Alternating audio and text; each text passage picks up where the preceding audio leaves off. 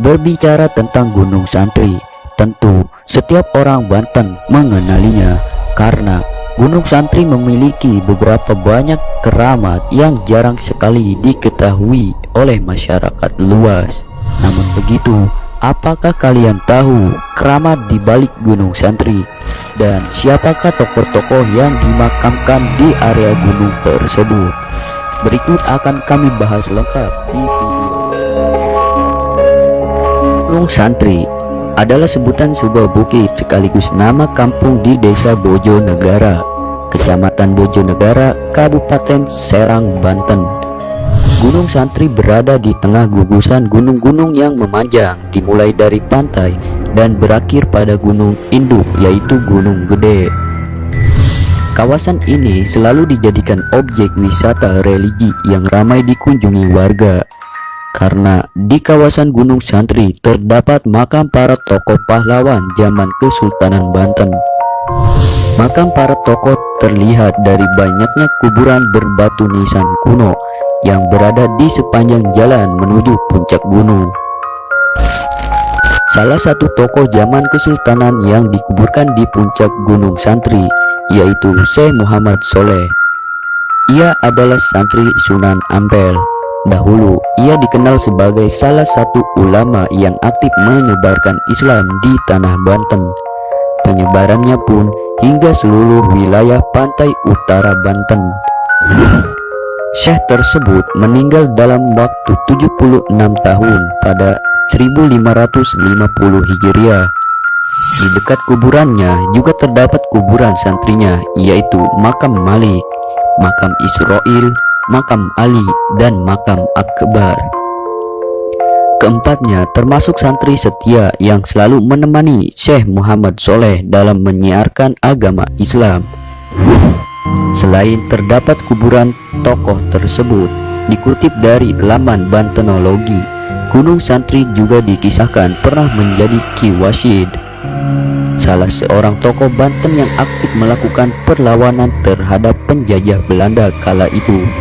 Ki Wasyid menjadikan Gunung Santri sebagai tempat persembunyian bersama pengikutnya untuk mengatur strategi menghadapi perlawanan para penjajah Belanda.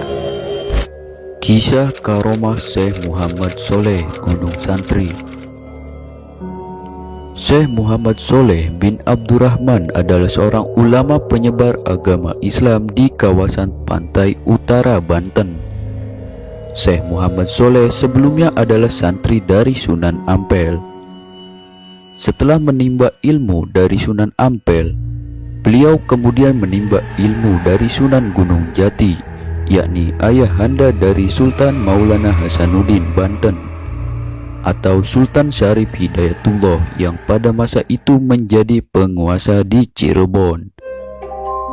Setelah menimba ilmu dari Sunan Gunung Jati, lalu Syekh Muhammad Soleh diperintahkan oleh gurunya untuk berdakwah sambil mencari putranya Maulana Hasanuddin yang pergi ke Banten dan sudah lama tidak kembali ke Cirebon. Kala itu Banten masih beragama Hindu dan masih di bawah kekuasaan kerajaan Pajajaran yang dipimpin oleh Prabu Pucuk Umun dengan pusat pemerintahannya berada di Banten Girang.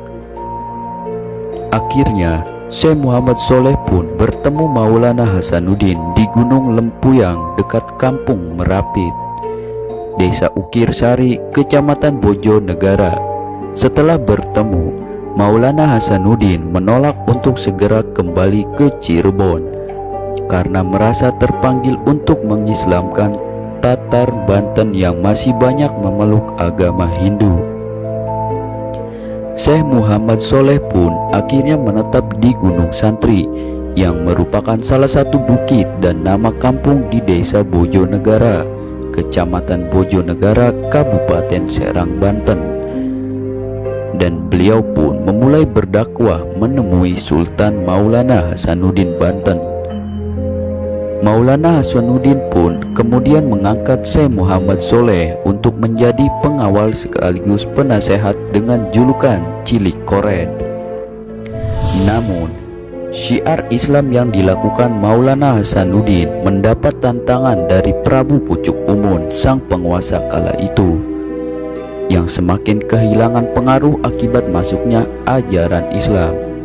Karena berhasil menyampaikan agama Islam di Banten sampai bagian selatan Gunung Pulau Sari atau Gunung Karang dan Pulau Panaitan ujung Kulon, Prabu Pucuk Umun pun menantang Maulana Hasanuddin untuk bertarung dengan cara mengadu ayam jago, dan sebagai taruhannya jika kalah akan dipotong lehernya itu.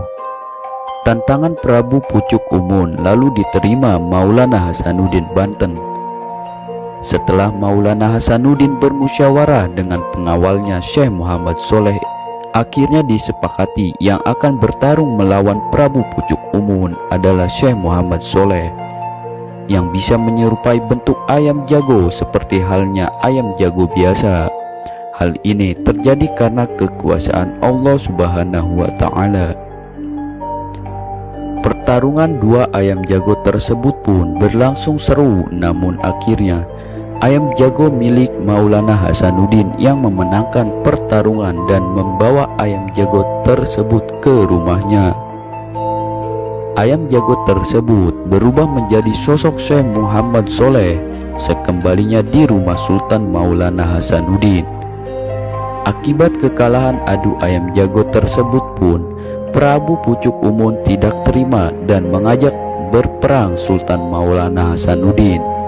Namun akhirnya pasukan Prabu Pucuk Umun pun dapat dikalahkan dalam peperangan dan mundur ke selatan bersembunyi di pedalaman Rangkas yang sekarang disebut dengan suku Baduy.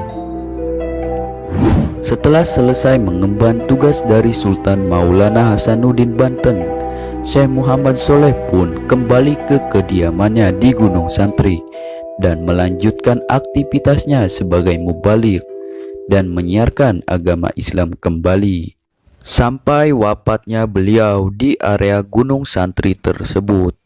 Nah, begitulah sejarah keramat Gunung Santri. Semoga bermanfaat.